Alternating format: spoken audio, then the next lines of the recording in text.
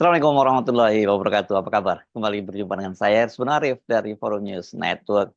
Setelah menjalani proses persidangan selama sebulan dan kemudian disertai dengan doa, harapan, dan air mata dari ribuan guru yang tergabung dalam Persatuan Guru Republik Indonesia, baik yang di Konawe Selatan maupun seluruh Indonesia, akhirnya guru honorer Supriyani, ini seorang guru di Konawe Selatan, divonis bebas oleh Majelis Hakim di Pengadilan Negeri Andolo, Konawe Selatan, hari Senin tanggal 25 November 2024. Ini keputusannya bersamaan dengan Hari Guru. Jadi ini bukan hanya kado istimewa buat Supriyani pribadi dan keluarganya, tapi juga buat para guru di seluruh Indonesia. Dan karena itu ketika hakim menyatakan bahwa Supriyani itu divonis tidak bersalah atas tindak pidana pemukulan kepada seorang anaknya polisi itu, para guru-guru, rekan-rekan dari Supriyani itu mengucapkan tabir dan memanjatkan doa syukur atas putusan dari majelis hakim itu. Majelis hakimnya dipimpin oleh Stevi Rosano dan beranggotakan dengan Vivi Fatmawati Ali dan Sigit Jatikusumo. Dalam putusannya, Stevi Rosano menyatakan Supriyani SPD, ini usia yang 36 tahun, tidak terbukti secara sah dan meyakinkan bersalah melakukan tindak pidana pemukulan terhadap seorang anak kelas 1 SDN 4 Baito, Konawe Selatan. Hal itu didasarkan alat bukti, keterangan saksi ahli dan saksi di tempat kejadian perkara yang dihadirkan kuasa hukum Supriyani di persidangan. Hakim membebaskan terdakwa dari semua dakwaan jaksa penuntut umum serta menyatakan memulihkan hak terdakwa dalam hal kemampuan, kedudukan, harkat serta martabat. Kemudian juga menetapkan barang bukti berupa satu pasang baju motif batik dan celana panjang dikembalikan kepada orang tua murid SD, dan sapu ijuk ini yang disebut untuk memukul siswa SD itu dikembalikan kepada guru sekolah. Peristiwa ini memang menyita perhatian publik ya, bukan hanya di Konawe Selatan tetapi juga di seluruh Indonesia. Bahkan itu kemudian kasusnya juga bergema di ruang-ruang sidang di DPR, khususnya di Komisi 3 ketika 2 pekan yang lalu itu berlangsung rapat kerja dengan Kapolri Jenderal Listio Sigit Prabowo, yang pada waktu itu juga sempat ditanyakan dan kepada wartawan waktu itu Jenderal Listio Sigit Prabowo menyatakan dia sudah menurunkan tim propam dan kalau terbukti memang ada pemerasan besar 50 juta rupiah kepada guru Supriyani ini, maka dia tidak segan-segan untuk memecat anggota Polri yang memeras guru Supriyani. Kasus ini menjadi drama karena pertama ini berkaitan dengan anak seorang polisi yang melaporkan guru Supriyani. Yang kedua kemudian ini ternyata Kapolsek setempat yang dilapori kasusnya itu melakukan pemerasan yang besarnya itu sampai 50 juta. Kemudian kejaksaan juga disebut juga melakukan pemerasan. Hal sama ini benar-benar kasusnya sangat lengkap. Padahal sebagai guru honorer yang dia sudah bekerja sejak tahun 2009 itu gajinya itu hanya 300.000 sebulan. Dan dia kemudian sekali-kali mendapat tunjangan insentif yang ini diterima tidak setiap bulan. Sementara suaminya itu hanya seorang petani. Jadi bagaimana mungkin dengan gaji sebesar itu dia kemudian diperas sampai 50 juta. Itu pemerasan yang terakhir karena sebelumnya dia sempat diperas 2 juta dan katanya di kejaksaan juga dimintai uang sampai 15 juta. Kasus Supriyani, seorang guru honorer di SD Negeri 4 Baito, Kabupaten Konawe Selatan itu memang mengundang kehebohan publik dan banyak mengundang atensi. Kemudian Menteri Dikdasmen, yakni Abdul Muti, waktu itu dia berjanji bahwa setelah sekian tahun, setelah tahun 2009 berarti 15 tahun itu, nantinya ini Supriyani itu dijanjikan akan diangkat menjadi guru PPK lewat jalur afirmasi. Jadi ini semacam berkah di balik musibah itu ya.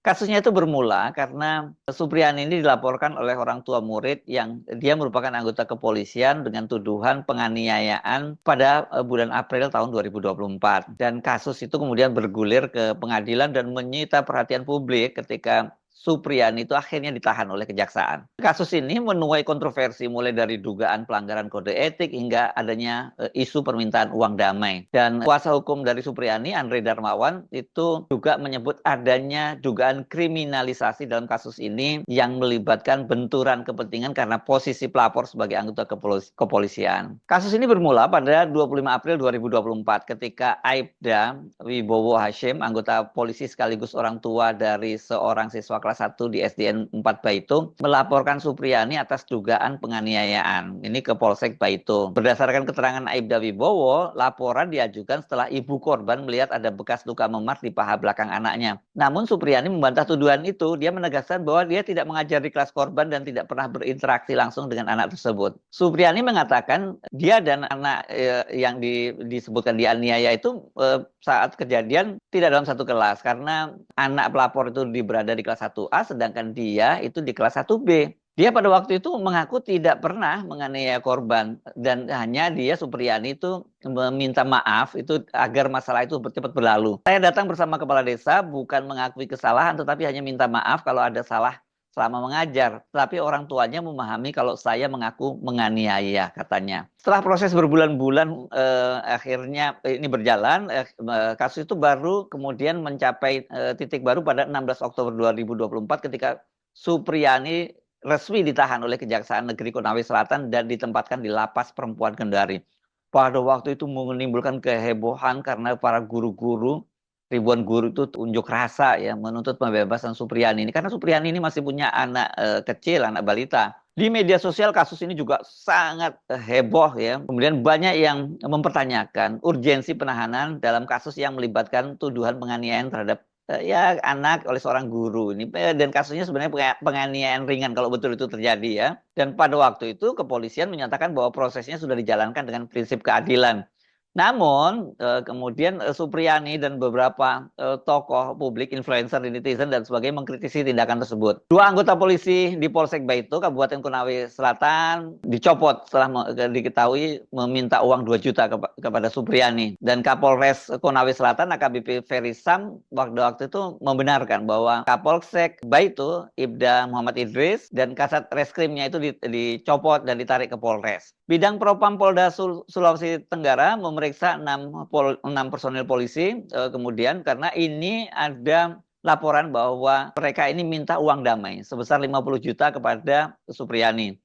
Dan kemudian mereka ini para anggota personil kepolisian ini kemudian diperiksa dan hasilnya tadi itu kemudian dicopot dari jabatannya. Nah, tapi menurut keterangan Kepala Bidang Propam Polda Sulawesi Tenggara, Kombes Soleh, dia menyatakan bahwa yang diperiksa itu 3 personil dari Polsek Baitu dan 3 personil Polres Konawe Selatan. Pengacara Supriyani Andre Darmawan sebelumnya mengungkapkan bahwa duduk perkara adanya permintaan uang 50 juta kepada kliennya itu karena katanya ini alasannya untuk uang damai dan itu disampaikan oleh Kapolsek Baitu Ibtu Muhammad Idris. Kalau penjelasan Kanit, maksudnya Kanit Reskrim Polres Baitu, Rp 50 juta itu untuk Kapolsek untuk menghentikan kasusnya gitu. Itu keterangan Andre Darmawan kepada wartawan di Pengadilan Negeri Andolo hari Senin tanggal 28 Oktober beberapa waktu yang lalu. Kapolsek Baitu, kata Andre, awalnya meminta uang 2 juta. Setelah Supriyani resmi jadi tersangka, bahwa uang tersebut diambil langsung oleh Kapolsek Baitu di rumah kepala desa. Setelah dia jadi tersangka itu ada permintaan uang berapa? 2 juta. Siapa yang minta? Kapolsek. Siapa saksinya? Bu Supriyani dan Pak Kepala Desa. Dan itu sudah diambil Kapolsek di rumahnya Pak Kepala Desa. Bu Supriyani 1,5 juta ditambah dengan uangnya Kepala Desa 500.000.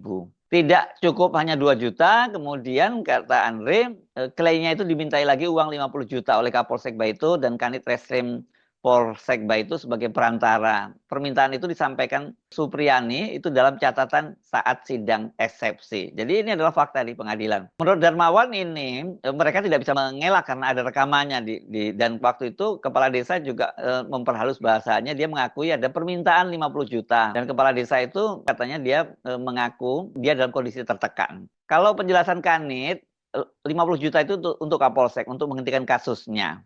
Tapi yang diberikan cuma 2 juta. Nah, yang cukup mengejutkan ini Andre Darmawan, pengacara dari Supriyani, mengungkapkan permintaan uang juga dilakukan oleh kejaksaan.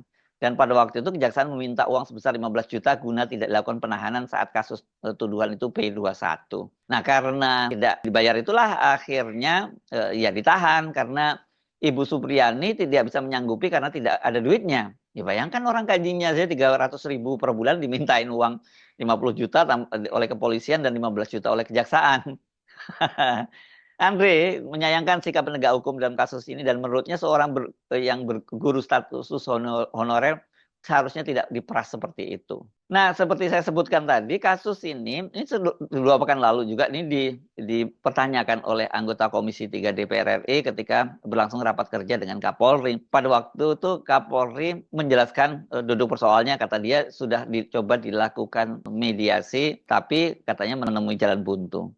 Kemudian terkait dengan masalah isu laporan terhadap guru honorer di Konawe Selatan yang juga ini mungkin menjadi perhatian publik yang dilaporkan oleh orang tua murid yang kebetulan itu anggota polisi, sehingga kemudian muncul isu pro dan kontra.